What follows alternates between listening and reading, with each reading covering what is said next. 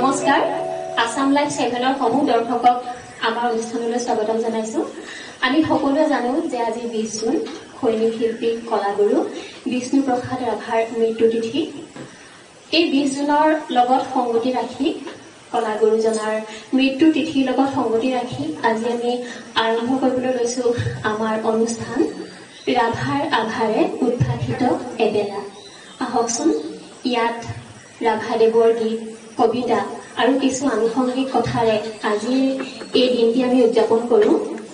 কাৰণ আমাৰ আসাম লাইভ 7ৰ মুখ্য আৰু অন্যতম উদ্দেশ্য হৈছে যে যিসকল পুৰুধা ব্যক্তি নমস্য ব্যক্তি অসমীয়া কলা সংস্কৃতিৰ লগত জড়িত তেওঁলোকক স্মৰণ কৰা আৰু তেওঁলোকৰ অৱদানসমূহ আমাৰ নৱপ্ৰজন্মৰ মাজত পৰিচয় কৰাই দিয়া আৰু আমি তেখেতসকলক স্মৰণ কৰি এই পবিত্ৰ দিনটোত আমাৰ সংস্কৃতিক আৰু অধিক আগবঢ়াই নিয়া।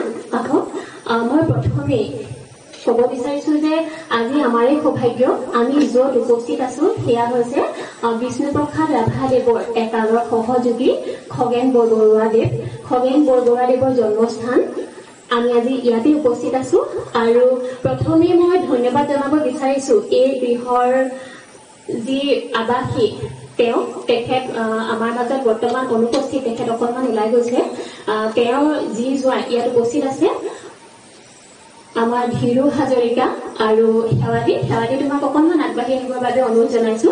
আমাক আজি এই মঞ্চখন প্ৰদান কৰি তোমালোকে যি আমাক সুবিধা কৰি দিছা তাৰ বাবে তোমালোকক অশেষ ধন্যবাদ জ্ঞাপন কৰিছো। এয়া শেৱালি হাজৰিকা, এই শেৱালি হাজৰিকাৰ এয়া বাসগৃহ আৰু এই শেৱালিৰ স্বামী ধীৰু হাজৰিকা, তেওঁলোক দুয়োজনে আমাক অশেষ কষ্ট কৰি আজি এই মঞ্চখন যোগাৰ কৰি দিছে, তাৰ বাবে তেখেতসকলক ধন্যবাদ জ্ঞাপন কৰিছো। আৰু আমাৰ আজি অনুষ্ঠান আৰম্ভ কৰিবলৈ বিচাৰিছো প্ৰথমে এটি ৰাভা সংগীতেৰে আমি আমাৰ আজি অনুষ্ঠানটি আৰম্ভ কৰিম আৰু এই ৰাভা সংগীতটি পৰিৱেশন কৰিবৰ বাবে মই কৃতি কংকনা সাজু হ'বৰ বাবে অনুৰোধ জনাইছো। আৰু তাৰ আগতে মই আমাৰ ইয়াত যিসকল উপস্থিত আছে তেখেতসকলক চিনাকি কৰি দিবৰ বাবে অনুৰোধ জনাইছো। আৰু আপোনালোকে যেতিয়া মই নামটো কম উঠি দিব বুলি আশা কৰিছো। আমাৰ ইয়াত মই প্ৰথমে আমাৰ যিসকল বাদ্যযন্ত্ৰত আছে 2025 চনত কুবেৰুল শিল্পী সমাজৰ তৰফৰ পৰা শিল্পী বঁটা প্ৰাপক আৰু লোক সংস্কৃতিৰ একনিষ্ঠ সাধক বিপিন সন্দিকৈ ডাঙৰীয়া, এগৰাকী উদীয়মান গায়িকা মন্দিতা গোস্বামী, তেখেতে এইবাৰ মঞ্চটোত গীত পৰিৱেশন কৰিছে আৰু কেইবাটিও গীত তেখেতৰ ইতিমধ্যে প্ৰচাৰ হৈছে। মন্দিতাৰ উজ্জ্বল ভৱিষ্যত কামনা কৰিছো। আৰু আছে ধীৰু হাজৰিকা তবলা বিভাগত, লগতে তেখেত যোৰহাট প্ৰশাসনিক ভৱনৰ ভাৰতীয় ষ্টেট বেংকৰ ডেপুটি মেনেজাৰ আৰু তেখেত তবলাৰ এজন প্ৰশিক্ষকো, তেখেতৰ বিদ্যালয় আছে তবলাৰ। আৰু আমাৰ লগত আছে অংকুৰ ৰঞ্জন ফুকন, জাজি চাওদাংগাঁও, তেখেত এজন উদীয়মান বাদ্যযন্ত্ৰী তথা গায়ক। আৰু আছে ঋতুৰাজ বৰুৱাৰ ঘৰ যোৰহাট জিলাৰ চেলেংঘাট লুণপুৰীয়া, তেখেত এগৰাকী উদীয়মান বাদ্যযন্ত্ৰী আৰু গায়ক। ইয়াৰ পিছতে মই চিনাকি কৰি দিবলৈ বিচাৰিছো আমাৰ মাজত আছে চৰাইদেউ জিলা প্ৰাথমিক শিক্ষা বিষয়া প্ৰণৱ গগৈ ডাঙৰীয়া এয়া,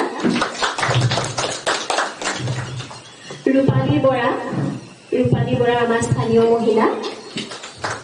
ইয়াৰ পিছতে মই যিসকলৰ নামসমূহ কৈ যাম তেখেতসকলে মই একাধিক্ৰমে ক'বলৈ অলপ অসুবিধা হৈছে। সুশীল লাহন অৱসৰপ্ৰাপ্ত আৰক্ষী বিষয়া।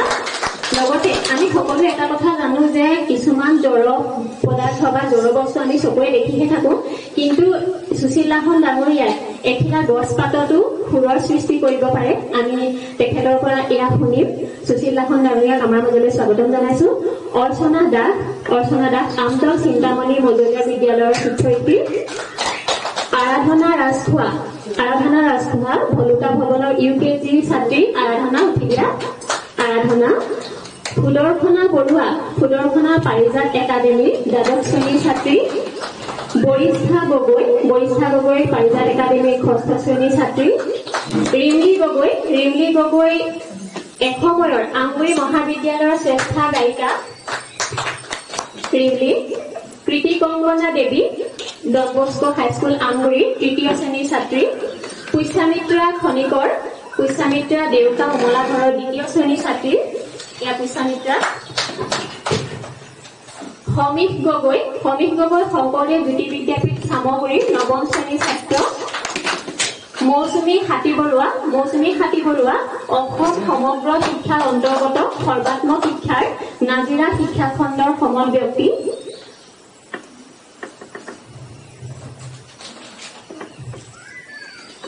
পৱন্তী গগৈ আমাৰ স্থানীয় এগৰাকী মহিলা। স্মিতা গগৈ অৰুণোদয় একাডেমীৰ দ্বাদশ শ্ৰেণীৰ ছাত্ৰী। ত্ৰৈলোক্য বৰা খৰাগড়ৰ। ইয়াৰ পিছত বিভূষিতা বৰা খৰাগড়ৰ। পাৰ্থপ্ৰতিম নাথ হাফলতিঙৰ আৰু এজন সুদক্ষ ভাৱৰীয়া অজিত বৰুৱা আমাৰ সকলোৱে পৰিচিত আৰু খৰাগড়ৰ নানা ধৰণৰ অনুষ্ঠান প্ৰতিষ্ঠানৰ সৈতে জড়িত আৰু আমাৰ আছাম লাইভ 7ৰ পৰিয়ালৰ এগৰাকী সদস্য। ৰূপামণি দত্ত খনিকৰ ৰূপামণি হৈছে পাৰিজাত একাডেমীৰ কম্পিউটাৰৰ শিক্ষয়িত্ৰী। আৰু আছে আমাৰ জাগৃতা নন্দিনী বৰুৱা জাগৃতা ডন বস্কো হাইস্কুলৰ তৃতীয় শ্ৰেণীৰ ছাত্ৰী।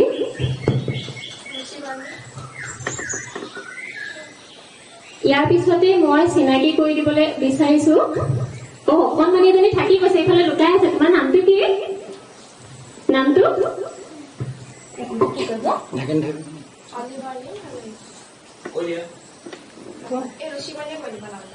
অকণমানি এজনী থাকি গৈছিলে, তাইৰ নামটো নাই কোৱা। এয়া অকণমানিজনী বায়েক।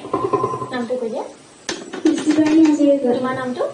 কৃষিবাণী হাজৰিকা। মোৰ ভণ্টিৰ নাম অলিবাণী হাজৰিকা। ইয়াৰ পিছতে মই চিনাকি কৰি দিবলৈ বিচাৰিছো আমাৰ আছাম লাইভ পৰিয়ালৰ বৰ ধুনীয়া ল'ৰা এটা আছে। সদায় কেমেৰাৰ পিছফালে থাকে, সেইকাৰণে বহুতে চিনি নাপায়। এয়া বৈদ্যুজ্য ভূঞা। কেমেৰাৰ পিছফালৰ আপোনালোকে যিসকল ফটো দেখে, ভিডিঅ' দেখে, কেমেৰাৰ পিছফালৰ ব্যক্তিজনে হৈছে আমাৰ বৈদ্যুজ্য। আৰু আছে আমাৰ বিকাশ দাৰ বহুতো কষ্ট আৰু পৰিশ্ৰম।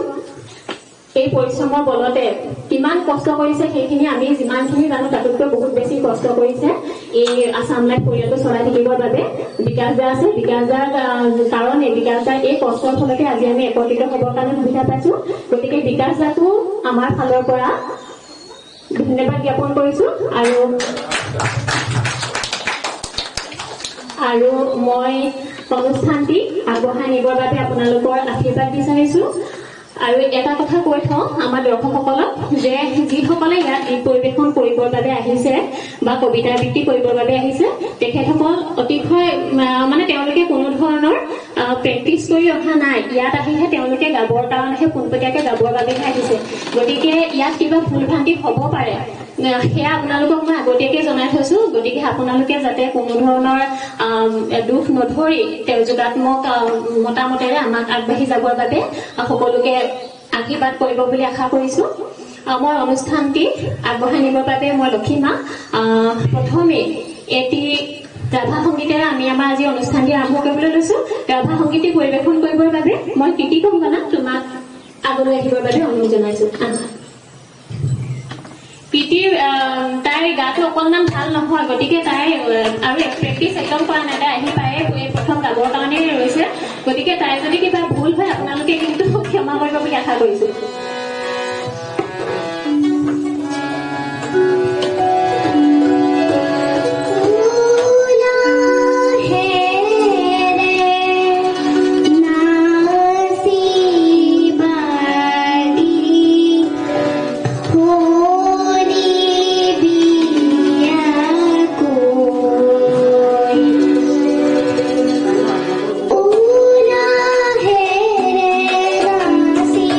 Bye.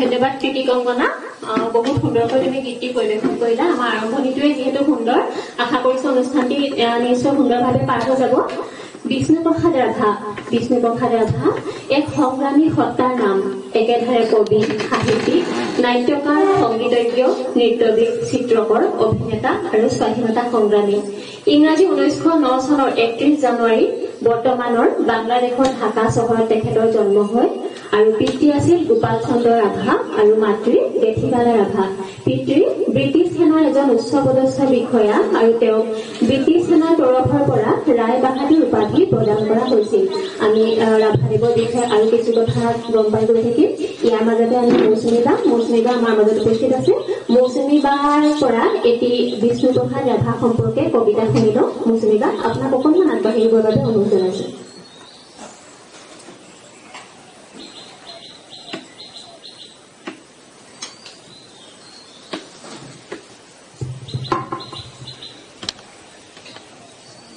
ধন্যবাদ লক্ষীমা ইয়াৰ লগতে মই আসাম লাইফ 7ৰ স্বত্বাধিকাৰী বিকাশজ্যোতি ডাঙৰীয়াক আন্তৰিক ধন্যবাদ জ্ঞাপন কৰিছোঁ বিষ্ণু ৰাভাদেৱৰ ওপৰত মোৰ এটা স্বৰচিত কবিতা আছিল বহু পুৰণি আবৃত্তি ঠিক নহয় পাঠ কৰিবলৈ লৈছোঁ কিবা ভুল ভ্ৰান্তি হ'লে ক্ষমা কৰিব বিষ্ণু ৰাভা বহু কথা থাকি গ'ল কব খুজিও নহল কোৱা বিশ্বজনীন তোমাৰ সুৰৰ ভাষা অমীয়া মাধুৰীখনা সুৰীয়া সুৰেৰে সকলোৰে বুকুত খুন্দিয়াই যোৱা সাৰ্বজনীন মানৱ প্ৰেমৰ কি যে আবেদন নিঃকিন বেসুৰীয়া কণ্ঠেৰে গাব খুজিলেও ভয় হয় কিজানিবা ক'ৰবাত স্বকীয়তা হেৰাই লগনো কলি গ'ল তেওঁ যে নহল কোৱা মনৰ কথাটি মোৰ হিয়াত গুপুতে থোৱা কলাগুৰু এয়া তোমাৰ গীতৰ ভাষা নৃত্য অভিনয়েৰে তুমি অনন্য প্ৰতিভা হালোৱা সজোৱা ৰণোৱা বনোৱা সকলোৰে বুজি পোৱা হৃদয়ৰ ভাষা সেয়ে তুমি কোৱা ভাং ভাং ভাং ভাং লোহাৰ শিকলি ভাং চিং চিং চিং চিং ডাখৰ বান্ধোন চিং প্ৰকৃতিৰ বক্ষ বিদাৰক কৃষকৰ বাবে তুমি সকলো বিলাই দিলা হেৰৌ কৃষক প্ৰথম বিপ্লৱী বীৰ প্ৰকৃতিৰ বক্ষ বিদাৰক ধৰণীৰ বুকু ফালি ডাঙৰৰ ফাল তুলি পোনে পোনে তই লখিমীক লভিছিলি আজিতো লখিমী ক'ত হেৰুৱালি দুখীয়া দিনহীন শ্ৰমজীৱী নিঃকিনৰ বেদনাৰ্ত হৃদয়ৰ আশাৰ বতৰা তুমি বিপ্লৱী বিদ্ৰোহীৰ বিষ্ণু ৰাভা তোমাৰ দিনত তোমাকেই সোঁৱৰো অনন্য প্ৰতিভাধৰ তুমি শিল্পী সংগীতজ্ঞ নৃত্যবিদ চিত্ৰকৰ নাট্যকৰ কবি তুমি সাহিত্যিক মানুহৰ জয়গান গোৱা তুমি মুক্তি যুঁজাৰু সেয়েহে তুমি গোৱা হেৰৌ হেৰৌ অগণি যুগৰ ৰঙা ফিৰিঙতি শিখা জল জল উঠ উঠ আন কাহি ৰুদ্ৰ কপালৰ ৰক্ত চন্দ্ৰ কলা ৰেখা সাহিত্যৰ পথাৰত জীৱন লালসা সোণপাহি মিচিং কনেং গেঙনি ৰেঙনি তোমাৰেই অনন্য সৃষ্টি বিশ্বজনীন মানৱ দৰদী মানৱৰ জয়গান গোৱা বিপ্লৱী বিদ্ৰোহী সৈনিক প্ৰাণে প্ৰিয়াৰ বিৰহত উচুপি উঠে পৰজনমৰ শুভ লগনত যদিহে আমাৰ হয় দেখা পুৰাবানে প্ৰিয়ে এই জনম মোৰ হিয়াৰ পূৰ্ণ আশা বিষ্ণু ৰাভা তুমি আকৌ এবাৰ আহা তোমাৰ সৃষ্টিৰ ছন্দত স্পন্দিত হওক মানৱ প্ৰাণৰ সুৰ তোমাৰ মনৰ বাঁহীৰ মাতত পৰক হিয়াত জোৰ ধন্যবাদ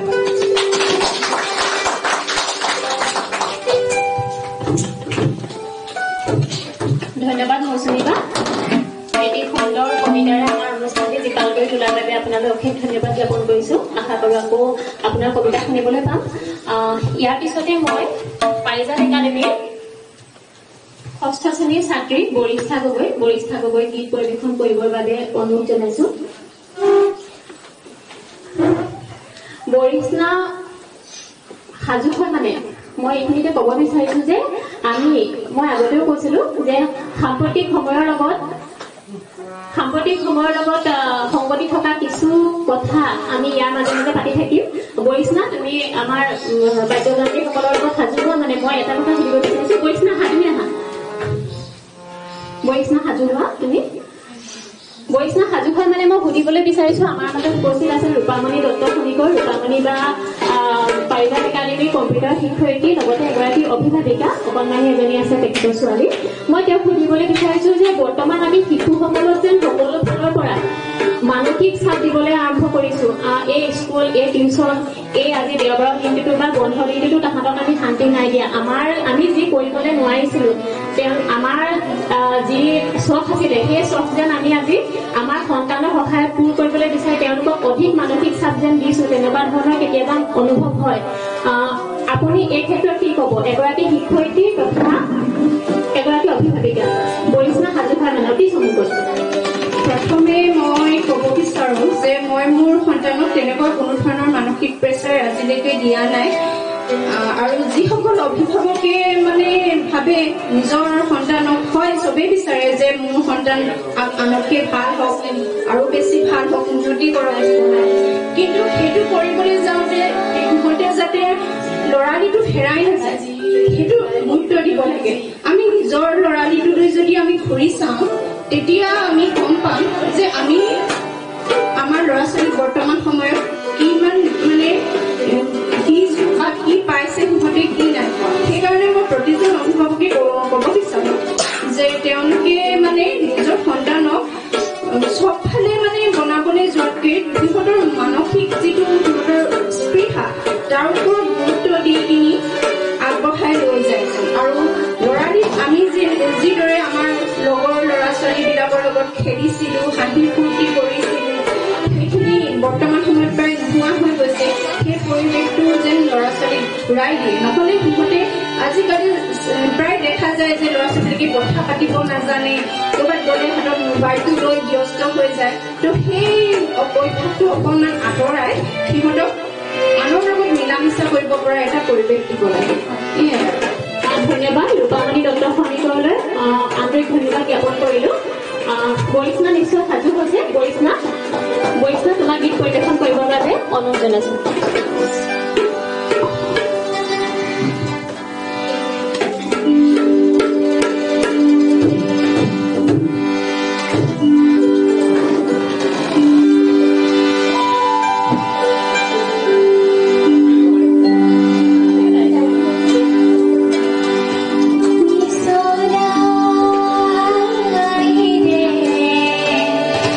Ni sola,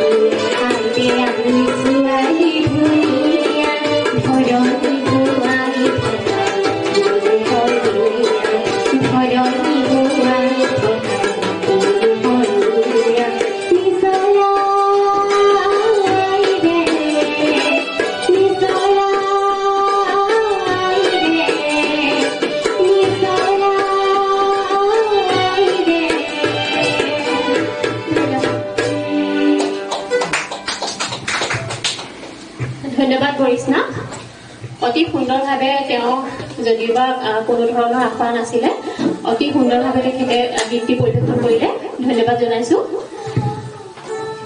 বিষ্ণুপ্ৰসাদ ৰাভাৰ শিক্ষা জীৱন বুলি ক'লে আমি তেখেতৰ দেউতাক যিহেতু সেনাবাহিনীৰ এজন বিষয়া আছিলে গতিকে সেনাবাহিনী বিদ্যালয়তে তেখেতৰ শিক্ষা জীৱনৰ প্ৰথম আৰম্ভণি হয় 1926 চনত তেজপুৰ চৰকাৰী উচ্চতৰ মাধ্যমিক বিদ্যালয়ৰ পৰা হাইস্কুল শিক্ষান্ত পৰীক্ষাত জিলাৰ ভিতৰতে প্ৰথম হৈ তেখেত উত্তীৰ্ণ হয় কলিকতাৰ চেণ্ট পলছ মিছন কলেজৰ পৰা ISC পৰীক্ষাত উত্তীৰ্ণ হয় ৰিপন কলেজৰ পৰা BSc পঢ়ি থকা সময়তে স্বাধীনতা সংগ্ৰামৰ বতাহ জাগে তেওঁকো কোবাই যায় আৰু পঢ়াত কিছু ব্যাঘাত জন্মে পুলিচ আৰু ব্ৰিটিছ চৰকাৰৰ পৰা পোৱা অসুবিধাৰ বাবে ৰাভাদেৱে কলিকতা এৰি কোচবিহাৰৰ ভিক্টোৰিয়া কলেজত নাম লগায়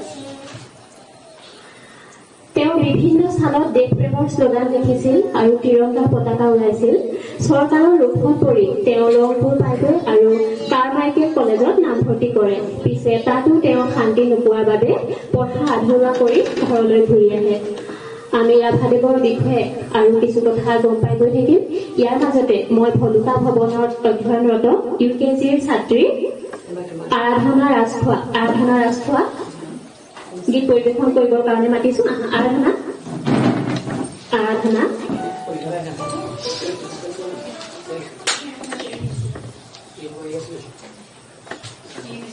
একদম অকণমানি ছোৱালী আৰাধনা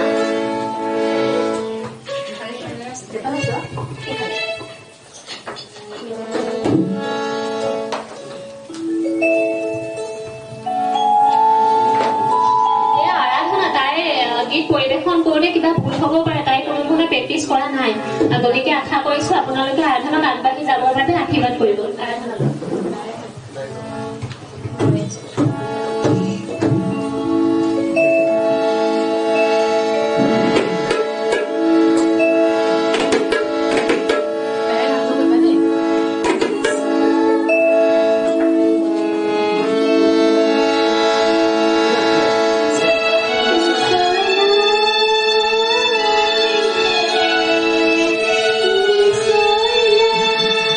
Oh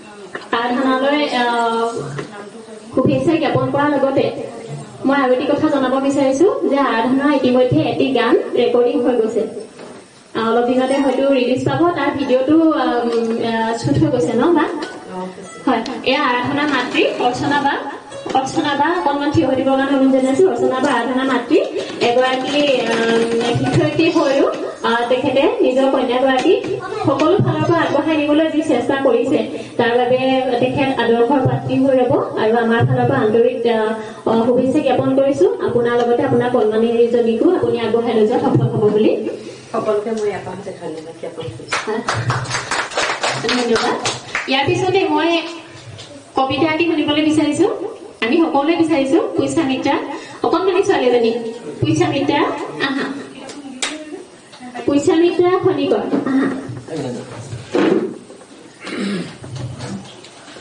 পইচা মিত্ৰা আমাক এটি কবিতা আবৃত্তি কৰি শুনাব পইচা মিত্ৰা নমস্কাৰ মই পইচা মিত্ৰা খনিকৰ আজি আবৃত্তি কৰিবলৈ লৈছো কলাগুৰু বিষ্ণু প্ৰসাদ ৰাভা দেৱৰ ৰচিত কবিতা কল কল কল কল কল কল কল কল নিজৰ ৰাতি মই শিলৰ হৃদয় ফালি ভৈয়ামলৈ জোৰ জোৰ জোৰ জোৰ বৈছে মলৈ নীল গগনদুৰি দিগন্তলৈ তিহু তিহু তিহু তিহু ফুৰিয়া বেপাৰ সুমধুৰ ৰাউতা ৰস ভৰা হ'ল ধিন ধিন টক টক টকা ঢোল মাত বাজে কাঁহ তাল পাত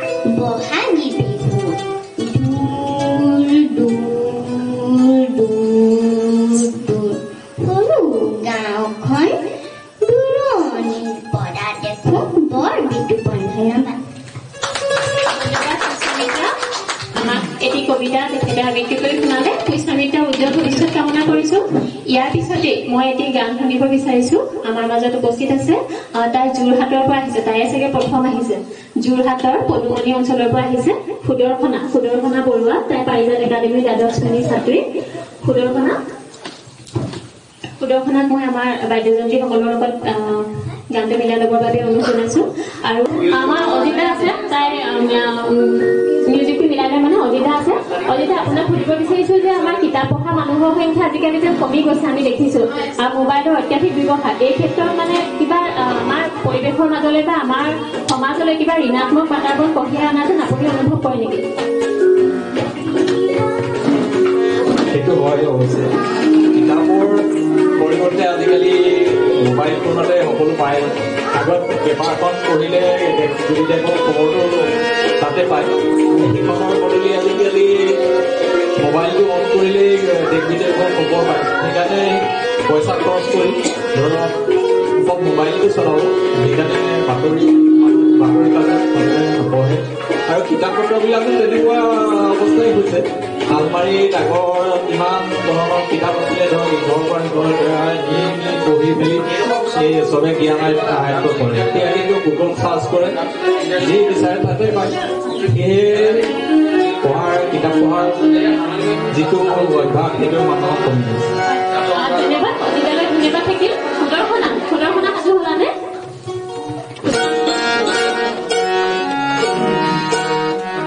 এয়া আমাৰ মাজত সুদৰ্শনা পাৰিজাত একাডেমীৰ দ্বাদশ শ্ৰেণীৰ ছাত্ৰী সুদৰ্শনালৈ মই মিক্ৰফোন আগবঢ়াই দিছো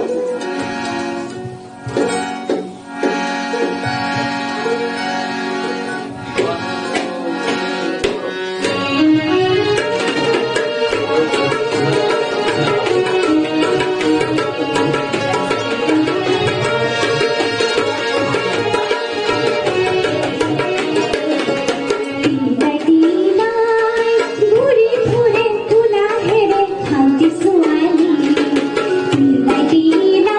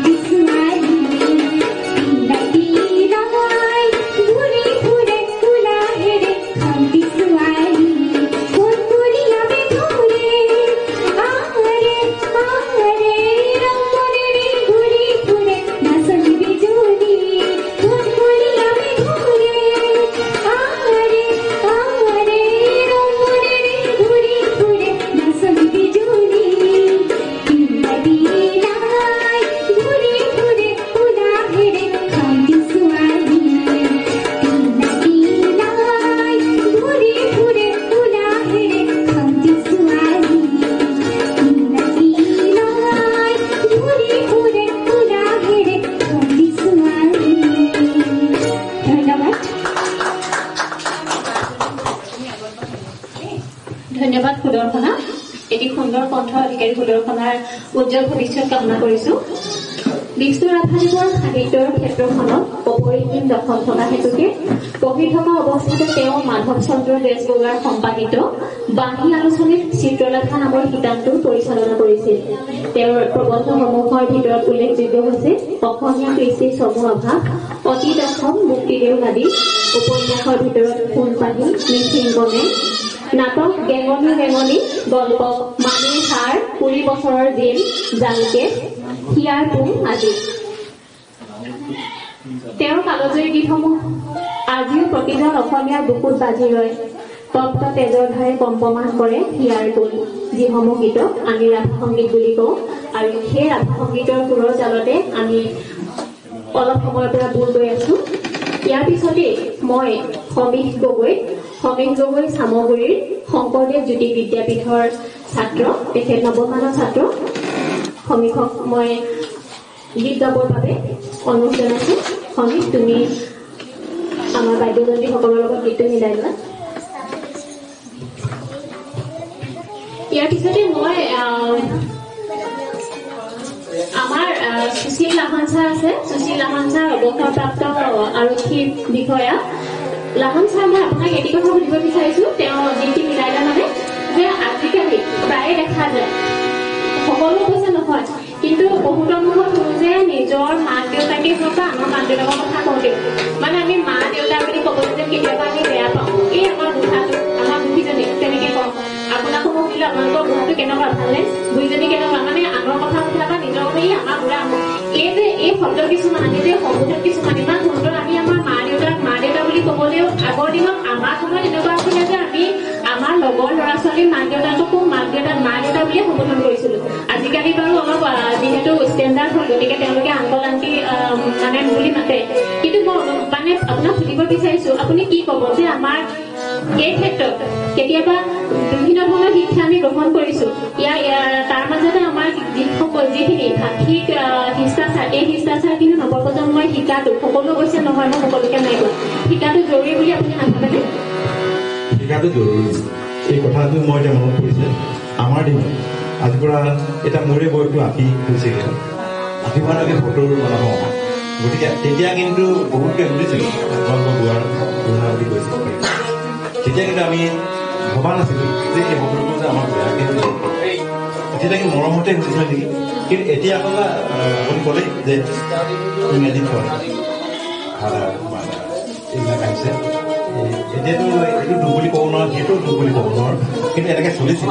কিন্তু আমাৰ দিনত আমি এতিয়া মোৰ লগত একেটো আছে, আমি একে বয়সৰে, গতিকে আমাৰ দিনত থাকে নাছিলে। আমি দেউতা বুলি মাতিছিলোঁ, মাক মা বুলি মাতিছিলোঁ, মই আকৌ আমাক বৌতি বুলি মাতিছিলোঁ, গতিকে আমি আহোম মানুহ, গতিকে বৌতি বুলি কৈছিলোঁ। ভণ্টি বিয়ৰ তেতিয়া আমি কোৱা নাই বুলি ভনী বুলি কওঁ, তেনেকুৱা কথা। এতিয়া এই কথাখিনি যাতে এতিয়াও চলে, এতিয়া উঠি অহা চামে যাতে মাক দেউতাকক আমাৰ অসমীয়া ভাষা যাতে মাতে, মা দেউতা, বৰদেউতা, খুৰীদেউ, খুৰাদেউ, কিন্তু এইখিনি এতিয়া হেৰাই গৈছে। এইখিনি যাতে আমাৰ নিশ্চয় উঠি অহাখিনিয়ে বুজিব আৰু ভালকৈ ধন্যবাদ, ছাৰলৈ ধন্যবাদ জ্ঞাপন কৰিছো। সমীপ, তুমি সাজু হৈছানে? এয়া সমীপে আজি ৰাভা সংগীত পৰিৱেশন কৰিব।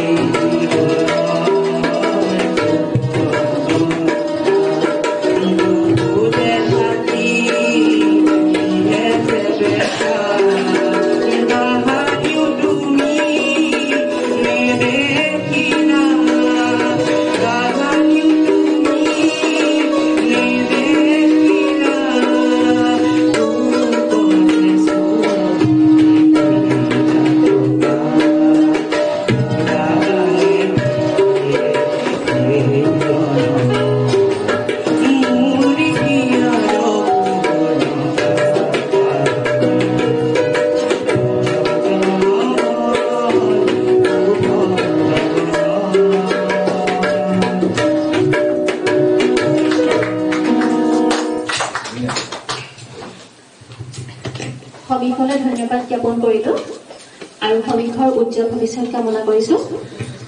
বিষ্ণু ৰাভা যিহেতু এজন স্বাধীনতা সংগ্ৰামী আছিল আৰু চৰকাৰৰ বিৰুদ্ধে মাত মাতিছিল, গতিকে তেওঁ প্ৰায়ে পুলিচৰ ভয়ত পলাই ফুৰিবলগীয়া হৈছিল আৰু য'তেই সুবিধা পাইছিল তাতে কিবা এটা নহয় কিবা এটাৰ সৃষ্টি কৰিছিল। ইয়াৰে বহুতো লেখা আজি আমাৰ সকলোৰে হৃদয়ত জিলিকি আছে আৰু বহুতো লেখা হয়তো ক'ৰবাত পৰি গ'ল বা সংৰক্ষণৰ অভাৱত হেৰাই গ'ল। মহাপুৰুষ শ্ৰীমন্ত শংকৰদেৱৰ চিত্ৰ অংকন কৰা প্ৰথমজন ব্যক্তিয়ে আছিল বিষ্ণুপ্ৰসাদ ৰাভা। ইয়াৰ পিছতে মই ঋতুৰাজ যোৰহাটৰ পদুমণি অঞ্চলৰ ঋতুৰাজক মই ৰাভা সংগীত পৰিৱেশন কৰিবৰ বাবে অনুৰোধ জনাইছো।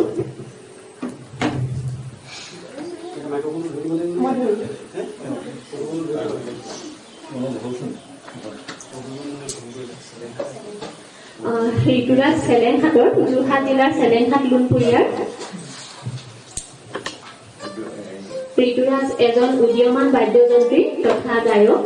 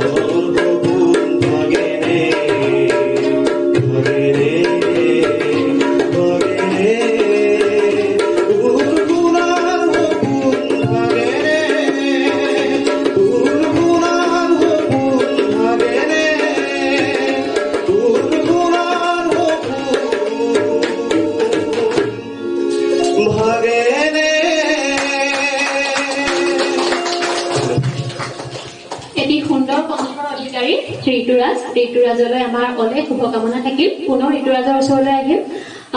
ইয়াৰ পিছতে মই ৰিমলি বাক আগবাঢ়ি আহিবৰ বাবে অনুৰোধ জনাইছো।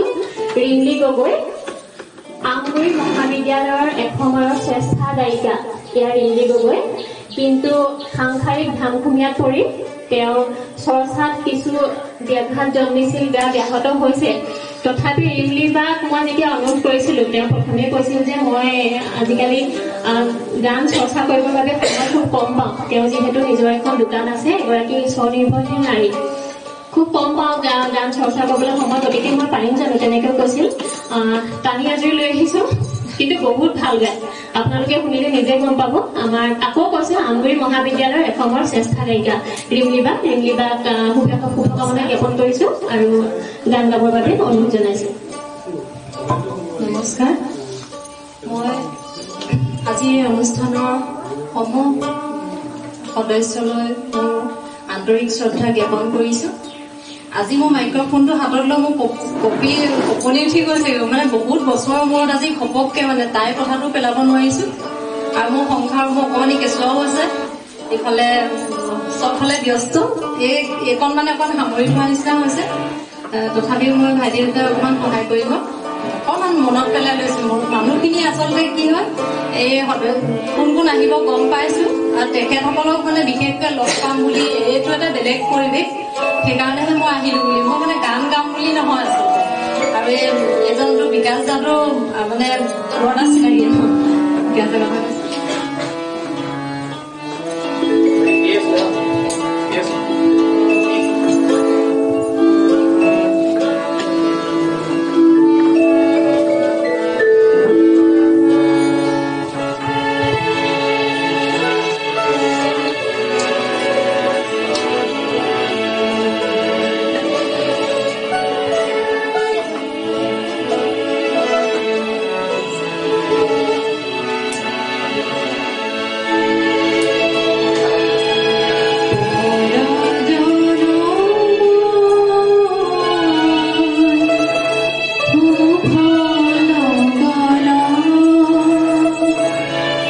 Jana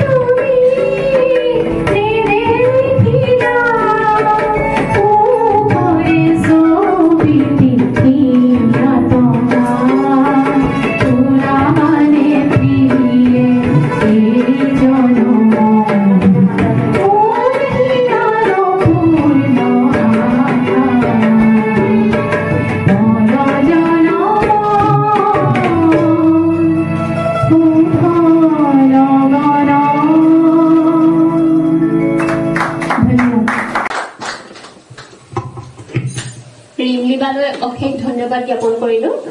আশা কৰো সাংসাৰিক জঞ্জালৰ মাজতো সংগীত চৰ্চা অব্যাহত ৰাখি ৰিংলিবা আগুৱাই যাব। ইয়াৰ পিছতে আমি আমাৰ মাজত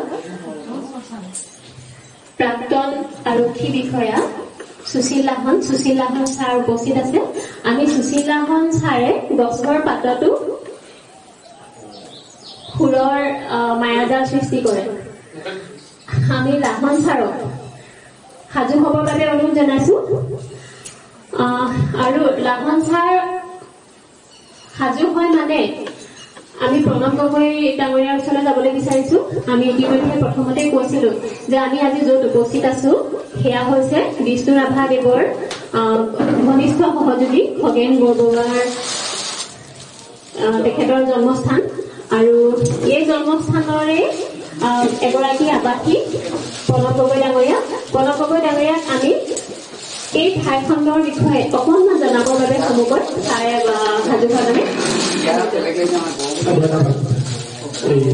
এইডোখৰ ঠাই আচলতে বৰাহীবাৰী বুলি জনা যায়। এতিয়া ৰজাৰ দিনত আচলতে ইয়াতে বৰবৰুৱা বাণী পাইছিলে, খগেন বৰবৰুৱাৰ গৈছে ভগৱতী বৰুৱা। তেখেতে বৰবৰুৱা বাপ পাইছিলে। তেতিয়াই তেখেতৰ গৃহটো চাৰিওফালে এটা ঢাপ নিৰ্মাণ কৰি লৈছিলে নিৰাপত্তাৰ কাৰণে। সেইটো এতিয়া বৰঢাপ বুলি জনা যায়। আৰু এই স্থানতেই খগেন বৰবৰুৱা দেৱৰ জন্ম হৈছিল। এটা উল্লেখযোগ্য কথা যে একেটা পৰিয়ালৰ পৰাই 7জনকৈ সন্তান কটন কলেজত তেতিয়াই অধ্যয়ন কৰিছিলে। আৰু খগেন বৰবৰুৱা তাতে অধ্যয়ন কৰিছিলে। উজনি অসমৰ প্ৰথমজন কটন কলেজৰ সম্পাদক আছিলে। আৰু তেখেত খগেন বৰবৰুৱাৰ অন্যতম সহযোগী আছিলে আমাৰ বিষ্ণুপ্ৰসাদ ৰাভা। তেখেতক আমি পাইছো, আমাৰ বৰুৱাদেৱৰ আমি পাইছো সৰুৰ পৰাই।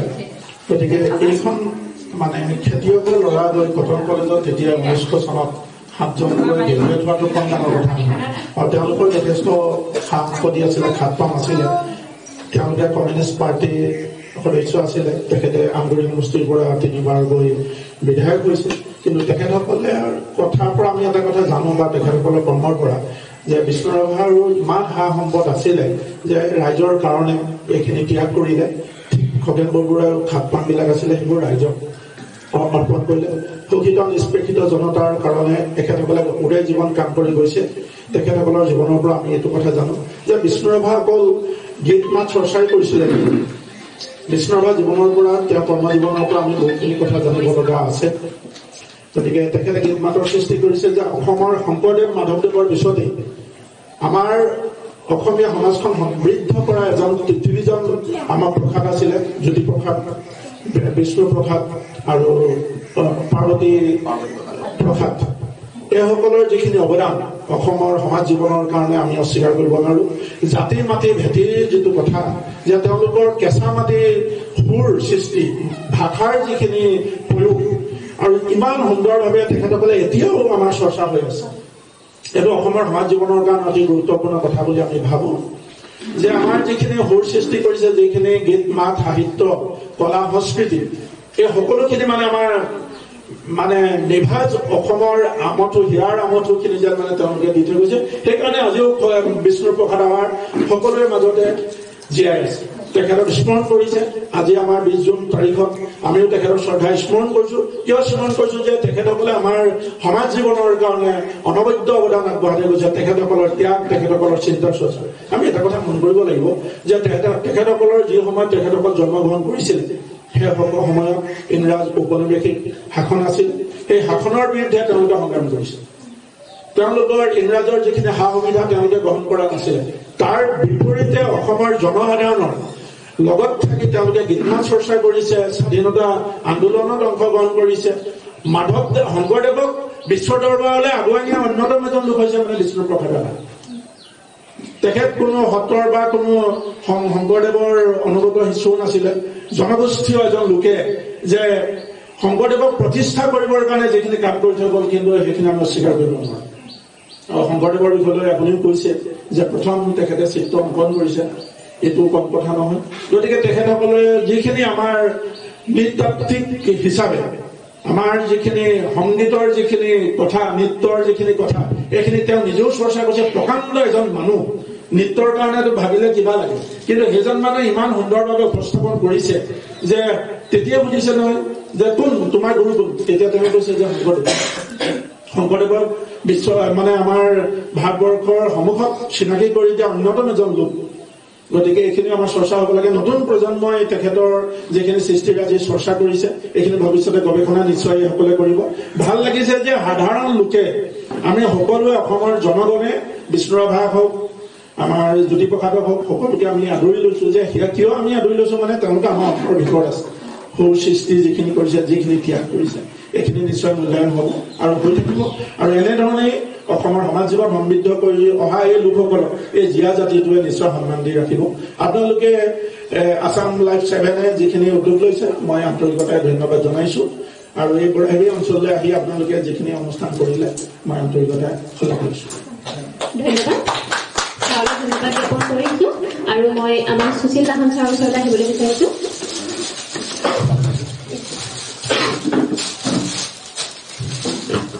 আমি সকলোৱে জানো যে বিষ্ণুপ্ৰসাদ ৰাভা তেজপুৰৰ বাণ ৰংগমঞ্চ আৰু যাত্ৰাপাৰ্টিৰ লগতো অভিনয়ৰ ক্ষেত্ৰত জড়িত আছিল। এৰাবাটৰ ফুল, চিৰাজ, প্ৰতিধ্বনি আদি অসমীয়া বোলছবিত তেওঁ অভিনয় কৰিছিল। প্ৰথম অসমীয়া কথাছবি জয়মতীৰ তেখেত সহযোগী নৃত্য পৰিচালক আছিল। 1939 চনত কাশী হিন্দু বিশ্ববিদ্যালয়ৰ আমন্ত্ৰণ মৰ্মে বাৰাণসীত তেওঁ তাণ্ডৱ নৃত্য প্ৰদৰ্শন কৰে আৰু সেই সময়ৰ উপাচাৰ্য ডক্টৰ সৰ্বপল্লী ৰাধাকৃষ্ণনে তেওঁৰ এই বিৰল প্ৰতিভাত মুগ্ধ হৈ কলাগুৰু উপাধি প্ৰদান কৰে।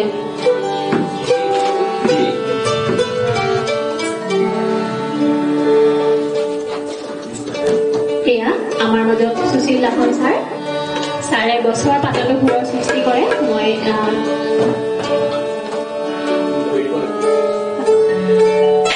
আপোনাৰ পৰা সুধিব বিচাৰিছো এইবিলাক কি গছৰ পাত?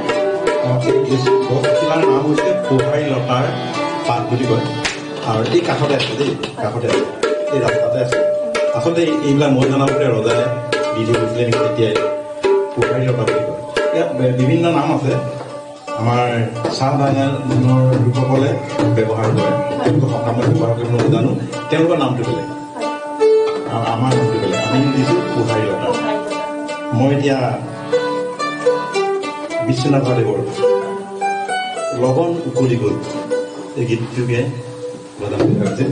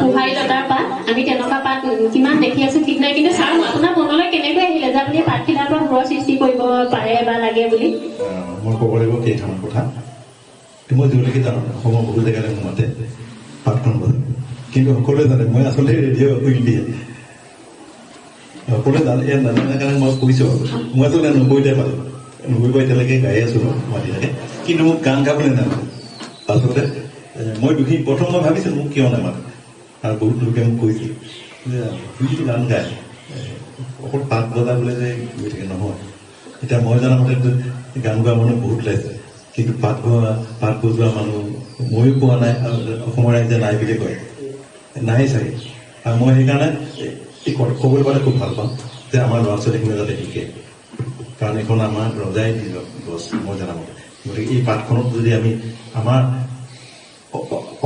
অসমীয়া যিখিনি গীত আছে আৰু পুৰণি গানখিনি যদি বজাব পাৰোঁ আজি যেনেকৈ ৰাভাদেৱৰ গানটো মই বজাব পাৰোঁ তেনেকৈ আমাৰ উঠি অহা সময় যাতে বজায় মই তেতিয়া সুখী হ'ম আৰু এই পাতখন আচলতে পোহাই লওঁ দেই এইখন মই শিকা আজি 70 চনতে শিকিলোঁ এতিয়া চাগে 30 বছৰ পাৰ হৈ গ'ল নেকি কথাটো এনেকুৱা কিন্তু ৰাইজক শুনাবলৈ পালোঁ মই 2011 চনত সিডোখৰ মই এনেই বজাওঁতে গ'লোঁ আৰু নামটো তেতিয়াহে জানিছোঁ গৌৰীসাগৰ নহয় কি এইটো শিমলুগুৰি তাত বহুত পাত আছে তাতহে জানিছে পুহাই লতা আৰু তেতিয়াই ৰাইজে জানিলে আৰু এতিয়া ঠিক আজি যেনেকৈ মই ইয়াত আহি উপস্থিত হ'লোঁ আৰু অসমৰ ৰাইজেও তেনেকৈ মাতি থাকে এই বিহুতে বহু জেগালৈ গ'লোঁ পাতখন লৈ কিনে মনটো ভাল লাগে আচলতে অইন একো নাই যাতে আমাৰ ল'ৰা ছোৱালী জানে এয়াই মোক ক'বলগীয়া এক আশ্চৰ্যকৰ আৰু অভূতপূৰ্ব প্ৰতিভা ছাৰলৈ অশেষ ধন্যবাদ জ্ঞাপন কৰিলোঁ আৰু ছাৰৰ সুস্বাস্থ্য কামনা কৰিছোঁ পুহাই লতাৰ পাত আপোনালোকে সকলোৱে গম পালে আৰু ছাৰ যদি কোনোবাই শিকো বুলি ভাবে আপুনি নিশ্চয় শিকাই দিব হয়নে কোনোবাই যদি শিকো বুলি ভাবে আপুনি শিকাই দিব নিশ্চয় মইতো কৈ আছো কিন্তু মোৰ ওচৰতো কোনো তেনেকৈ যোৱা নাই যদি যাওঁ মই তেনেকৈ 30-40খন পাতি লৈ যাওঁ আজি মই এইখন লৈ আহিছোঁ এতিয়া মই দি গ'লো আমাৰ অকণমানি ল'ৰা ছোৱালীখিনিক যদি দিয়ে আৰু তেওঁলোকক বজাবলৈ শিকাই দিয়ে নিশ্চয় এয়াও এক বিৰল প্ৰতিভা বুলি ক'ব লাগিব গছৰ পাতত ফুৰ তোলে ইয়াৰ পিছত আমি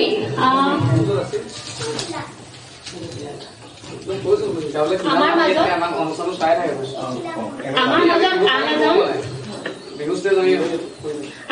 আন এজন উদীয়মান বাদ্যযন্ত্ৰী তথা গায়ক উপস্থিত আছে অংকুৰ ৰঞ্জন জাগি চাওলাং গাঁৱৰ অংকুৰক আমি ৰাতি ৰাভা সংগীত পৰিৱেশন কৰিবৰ বাবে অনুৰোধ জনাইছো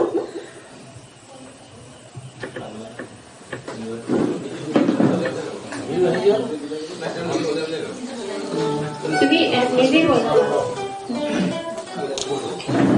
অংকুৰে সাজু হৈ লয় মানে মই ভিউদাৰ ওচৰলৈ আহিছো ভিউদা বিষ্ণুপ্ৰসাদ ৰাভা সম্পৰ্কে আপোনালোকক অকণমান কিবা জানিবলৈ বিচাৰিছো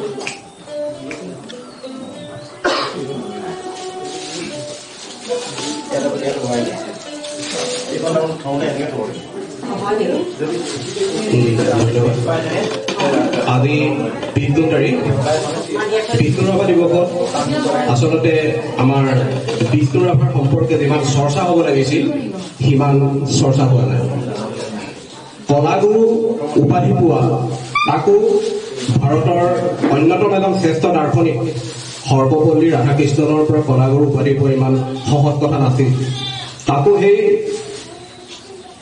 কিমান দিনৰ আগতে এইটো আমি অসমীয়াই আচলতে সাৰে শূন্যলৈ প্ৰতি মুহূৰ্ততে ইয়াক আমি স্মৰণ কৰি থাকিব লাগে আৰু 20 তাৰিখে আমি অলপ সময়ৰ কাৰণে বিষ্ণু ৰাভাৰ চৰ্চা কৰোঁ তাৰপাছত আমি বিষ্ণু ৰাভাক পাহৰি যাওঁ সৰ্বহাৰাৰ কথা কোৱা বিষ্ণু ৰাভাক আমি অসমীয়াই প্ৰতি মুহূৰ্ততে আচলতে মনত ৰখা উচিত আৰু আমি দেখি আহিছোঁ যে যি বিষ্ণু ৰাভাই দেশ স্বাধীন কৰিবৰ বাবে যুদ্ধ কৰিছিল সেই বিষ্ণু ৰাভাক স্বাধীন ভাৰতৰ প্ৰশাসনে জেলত দিছিলে জেললৈ লৈ গৈছিলে কিয়নো তেখেতে সৰ্বহাৰাৰ কথা কৈছিলে গতিকে আমি যিহেতু এতিয়া বুজি পাইছোঁ যে বিষ্ণু ৰাভা কি মানুহ আছিলে জুবিন গাৰ্গেও সেইদিনা এটা গীত গাই থৈ গৈছে বিষ্ণু ৰাভাৰ ওপৰত বা এনেকুৱা ধৰণৰ যথেষ্ট আমি চৰ্চা কৰিছোঁ আমি বৰ্তমান বুজি পাইছোঁ যে বিষ্ণু ৰাভা কি মানুহ আছিলে এহাত হাতেদি তেখেতে ষ্টেণ্ড গান লৈছিলে আনহাতে তেখেতে কলম তুলি লৈছিলে গীটাৰ তুলি লৈছিলে আৰু সেইজন আছিলে আমাৰ বিষ্ণু ৰাভা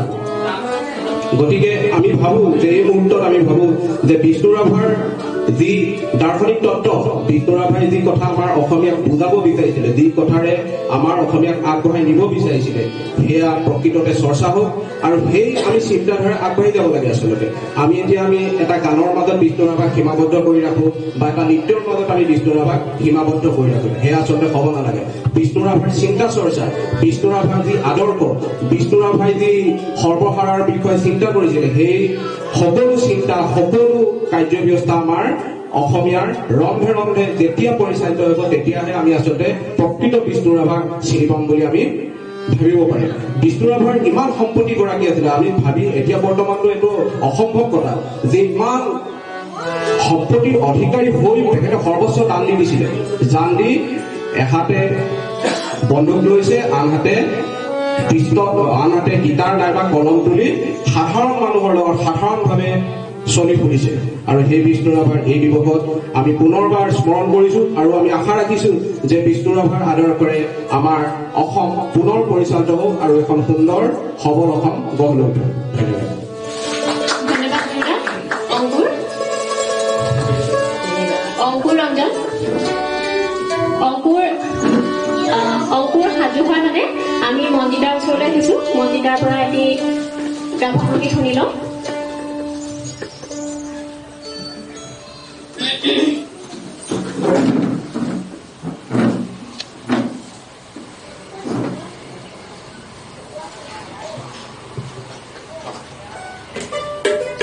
সেয়া মন্দিতা গোস্বামী বৰুৱা, উদীয়মান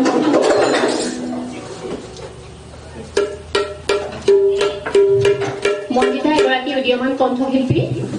তেওঁৰ ইতিমধ্যে একাধিক গীত প্ৰচাৰ হৈছে আৰু মঞ্চত তেখেতে গীত পৰিৱেশন কৰিছে। এইবাৰ বিহু মঞ্চত কেইবাখনো মঞ্চত তেখেতে গীত পৰিৱেশন কৰিছে। মন্দিতাৰ উজ্জ্বল ভৱিষ্যত কামনা কৰি মই মন্দিতাৰ পৰা এটি ৰাভা সংগীত শুনিবৰ বাবে মাইক্ৰফোন আগবঢ়াই দিছো। ধন্যবাদ। পোনপ্ৰথমে আছাম লাইভ 7ৰ সমূহ কৰ্মকৰ্তালৈ ধন্যবাদ জ্ঞাপন কৰিছো আমাক এই সুবিধাখন দিয়াৰ বাবে। আজি 20 জুন বিষ্ণু ৰাভা দিৱস উপলক্ষে তেওঁৰে এটি কালজয়ী গীত গাবলৈ মাথো প্ৰয়াস কৰিছো।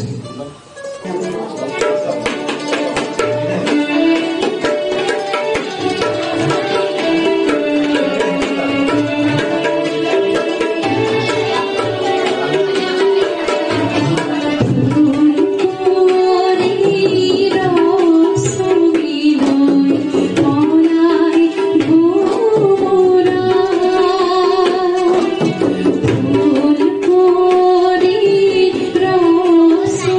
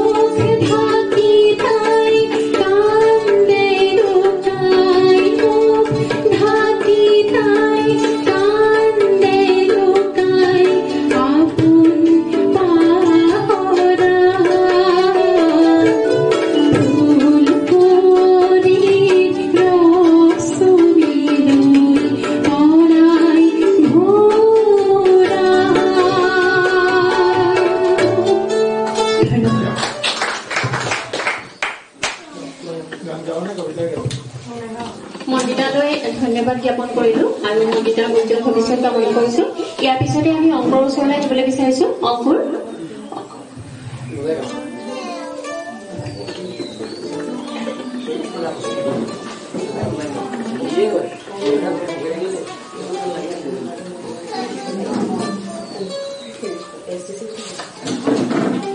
এয়া আমাৰ মাজত অংকুৰ ৰঞ্জন ফুকন। অংকুৰ এজন উদীয়মান বাদ্যযন্ত্ৰী তথা গায়ক।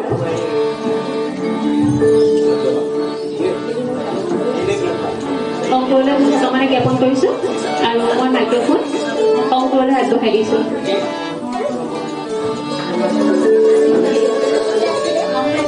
নমস্কাৰ সকলোলৈ। আছাম লাইভৰ উদ্যোক্তা আৰু কৰ্মকৰ্তালৈ মোৰ তৰফৰ পৰা আন্তৰিক শুভেচ্ছা আৰু কৃতজ্ঞতা জ্ঞাপন কৰিছোঁ। উপস্থিত সকলোলৈ বহুত বহুত মৰম আৰু শুভেচ্ছা। আজিৰ দিনটো যিহেতু কলাগুৰু বিষ্ণুপ্ৰসাদ ৰাভাৰ এটা স্মৰণীয় দিন আৰু এনেকুৱা নহয় যে অকল আজিৰ দিনটোতহে আমি তেওঁক স্মৰণ কৰিব লাগে, এইটো নহয়। মই এতিয়া মানে যুৱ প্ৰজন্ম যিমানখিনি উঠি আহিছে, মই ভাবো এনেকুৱা সৰুৰ পৰা সকলো সংগীতে গাব লাগে। অকল মডাৰ্ণ চং কিবা এটা গালে এনেকৈ নহয়। জ্যোতি সংগীত, বৰগীত তেওঁলোকে শিকক, ফোক চং, লোকগীত, ৰাভা সংগীত, পাৰ্বতী প্ৰসাদ বৰুৱা, ভূপেন হাজৰিকা, সকলো কাম সকলোৱে আয়ত্ব কৰাটো আমাৰ অসমীয়া হিচাপে আমাৰ কৰ্তব্য বুলি ভাবোঁ মই। বাৰু বেছি পলম নকৰি ময়ো এতিয়া সংগীত গাবলৈ আগবাঢ়িছোঁ।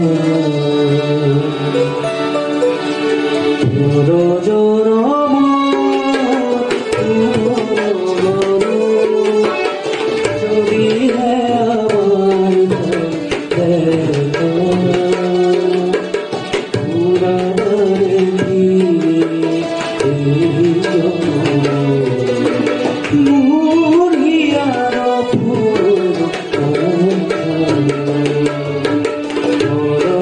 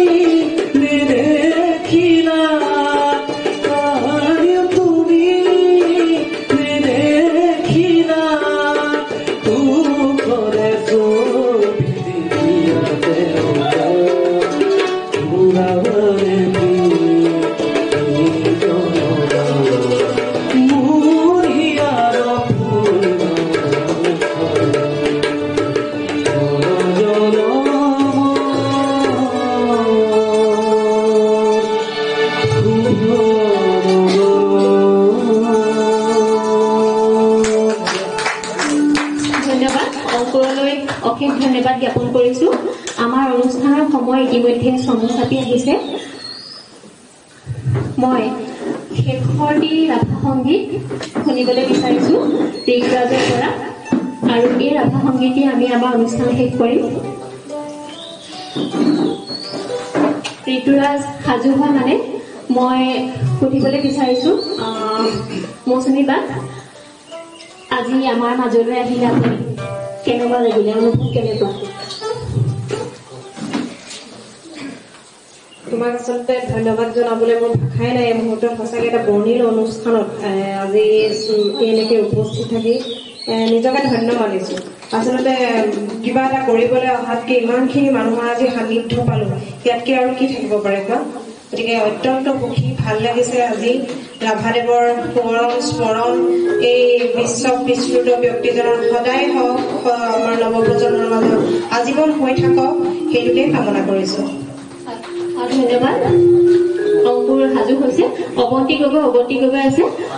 আমাৰ মাজলৈ আজি আহিলে একদম সাংসাৰিক ইমান জঞ্জালৰ পৰা আমাৰ মাজত আজি আহি ইমান দিনটো থাকিলে, সেই কেনেকুৱা লাগিলে? ভাল লাগিলে। বাইদেউ বহুত ভাল লাগিলে বুলি কৈছে। মই অংকুৰৰ ওচৰলৈ আহিছো। অংকুৰ ইতিমধ্যে সাজু হৈছে।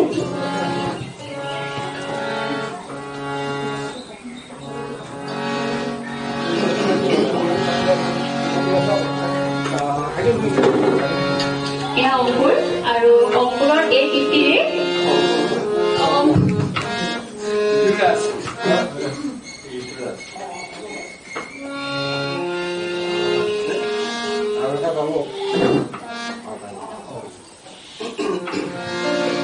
ঋতুৰাজ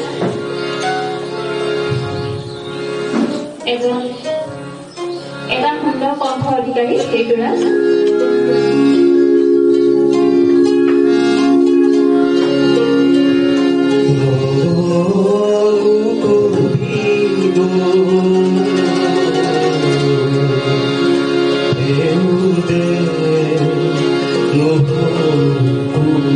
Oh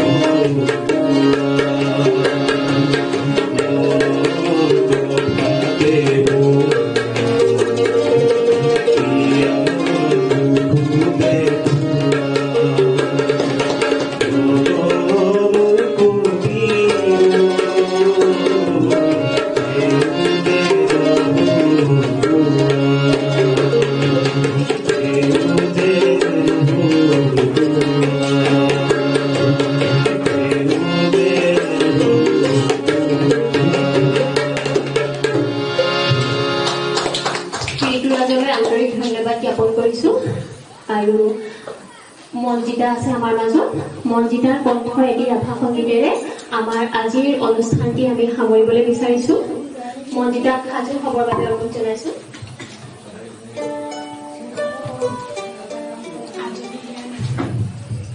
বিষ্ণুপ্ৰসাদ ৰাভাৰ 1937 চনৰ 24 নৱেম্বৰত প্ৰিয়মলা বৰুৱাৰ লগত সাংসাৰিক জীৱনৰ পাতনি হয় কিন্তু কম দিনৰ ভিতৰতে প্ৰথমা পত্নীৰ মৃত্যু হোৱা 1951 চনত কনকলতা মেধিৰ লগত পুনৰ তেওঁ বিবাহপাশত আবদ্ধ হয় তেওঁৰ পুত্ৰদ্বয় ক্ৰমে পৃথ্বীৰাজ ৰাভা আৰু খেৰৰাজ ৰাভা কিন্তু দ্বিতীয় পত্নীৰ বিয়োগতাত তেওঁ পুনৰ মোহিনীবালা বসুমতাইক বিয়া কৰায় আৰু তেওঁলোকৰ মেণ্ডেলা ৰাভা নামৰ এটি পুত্ৰ সন্তানৰ জন্ম হয় আৰু 1969 চনৰ 20 জুন তাৰিখে আমি আজি যিটো দিন ৰাভা দিৱস হিচাপে উদযাপন কৰিছো এই দিনটিতে এই তাৰিখতে বিষ্ণুপ্ৰসাদ ৰাভাই ইহ সংসাৰৰ পৰা পৰলোকলৈ গতি কৰে।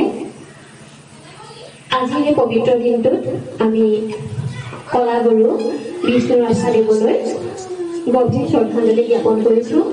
আৰু মন্দিতা কাষলৈ আহিছো। মন্দিতা, নিশ্চয় তুমি সাজু হৈছা? মন্দিতা সাজু হৈছে। মই এইখিনিতে চিনাকি কৰি দিবলৈ বিচাৰিছো বাইদেউ।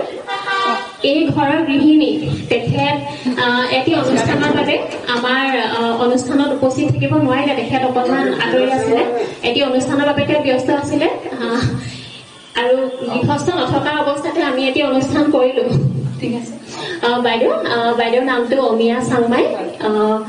আপোনাক বহুত বহুত ধন্যবাদ জ্ঞাপন কৰিছো আমাৰ ফালৰ পৰা। আজি আপুনি এই ঠাইখন আমাক দিলে, আমি আহিলো, অনুষ্ঠান কৰিলো। আপোনাৰ কেনেকুৱা লাগিলে বাৰু? আপোনাৰ কেনেকুৱা লাগিলে মানে আপুনি আমাক এইখিনি যে সময় দিছে, কেনেকুৱা মানে আপুনিতো অনুষ্ঠানটো নেদেখিলে, তথাপি সুধিছো অনুভৱ কি? মোৰ জোঁৱাই হিৰো হাজৰিকা আৰু ছোৱালীয়ে শেৱালীৰ পৰা মই জানিব পাইছিলোঁ এই অনুষ্ঠান থাকি হ'ব পাৰিম বুলি। মই বিশেষ কাৰণত থাকিব নোৱাৰাটোতে মই নিজেও দুখী অনুভৱ কৰিছোঁ, কিন্তু অনুষ্ঠান থাকি সফলভাৱে হৈ যোৱা বুলি জানিব পাৰি সুখী হৈছোঁ। ভাল পাইছোঁ আপোনালোকক দেখি, কিন্তু মই আপোনাক থাকিব নোৱাৰাৰ বাবে নিজে অকণমান দুখিত অনুভৱ কৰিছোঁ। ভাল লাগিছে। ধন্যবাদ বাইদেউ। আপুনি অকণমান ক'ব। আমি আমাৰ অনুষ্ঠান সামৰিম। মন্দিতা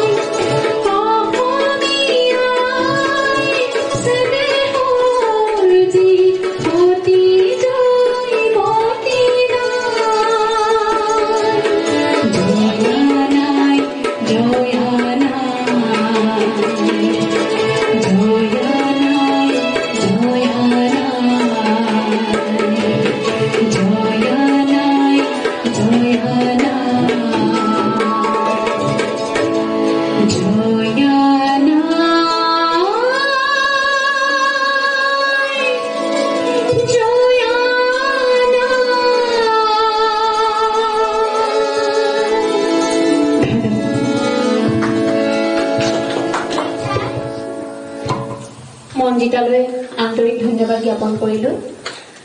শেষত ডক্টৰ বীৰেন্দ্ৰ কুমাৰ ভট্টাচাৰ্যৰ ভাষাৰে কওঁ, বিষ্ণু ৰাভা, এতিয়া কিমান ৰাতি তুমি সাৰে আছা, সাৰে আছো আমি, আৰু সাৰে আছে প্ৰীতি।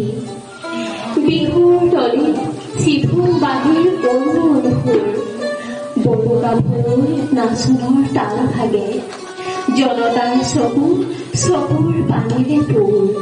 মাজনিশা কোনে ৰাজালিয়েদি আক্ষেপ কৰি নাই, বিষ্ণু ৰাভা নাই। জীৱনৰ শেষ মুহূৰ্তটো বিষ্ণু ৰাভাদেৱে লিখি থৈ গ'ল, মোৰ শেষ গান, মোৰ জীৱন নাটৰ শেষ ৰাগিনী, কল্যাণ ঘৰে মান, মোৰ জীৱন নাটৰ শেষ ৰাগিনী,